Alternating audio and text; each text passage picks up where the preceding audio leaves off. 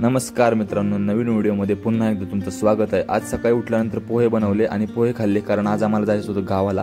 तर पोहे खाल्ल्यानंतर आम्ही निघालो गावाला। कात्रजच्या बस स्टॉपवर बराच वेळ वाट बघितली, गर्दी खूप जास्त होती, पण फायनली बस आली आणि त्यात आम्हाला बसायला सुद्धा जागा मिळाली आणि बसने शेवटी आम्ही आमच्या घरी पोहोचलो। तर बाय द वे, हे आमचं गावाकडचं घर आहे आणि हा घराच्या बाजूला असलेला जनावरांचा गोठा। तर तुम्हाला आमचं घर कसं वाटतंय हे मला कमेंटमध्ये नक्की सांगा।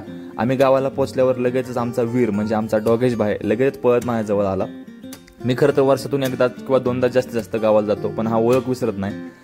त्यामुळे मी त्यानंतर गेलो आमच्या ग्रामदैवत भैरवनाथ मंदिराचं दर्शन घ्यायला।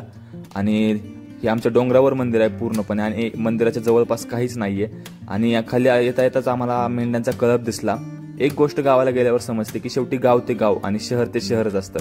आणि त्यानंतर आम्ही गेलो आमच्या विहिरीवर। विहीर पावसाळा असल्यामुळे विहीर पाण्याने तुडुंब भरली होती, त्यामुळे व्ह्यू खूप छान होता। भेटूया पुढच्या व्हिडिओमध्ये।